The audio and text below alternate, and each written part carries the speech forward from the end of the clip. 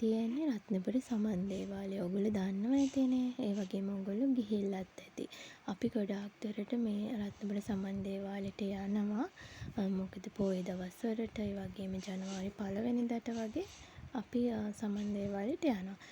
අපි මේ පාර නම් ගියේ මේ පුංචි පුතාගේ බාරයක් තිබුණා. ඒක ඔප්පු කරන්න අපි යන දවසේ ගොඩාක් සෙනග හිටියා. එහිදි ගත්ත පින්තූර ටිකක් තමයි මේ තියෙන්නේ. තව දෙයක් කියන්න ඕනේ අපි මේ යනකොට සාතර කියන අය ඉන්නවනේ. පොඩි වංචාවකටද මන් දන්නේ අහු වුණා. ඒ කියන්නේ මේ පාර දෙපැත්තේ ඉන්නවා ඒ සාතර කියන අය. ඉතින් අපෙන් ඇහුවා සාතරයක් අහමුද කියලා. අපි හිතුවේ නෑ ලොකු ගාණක් ගනී කියලා.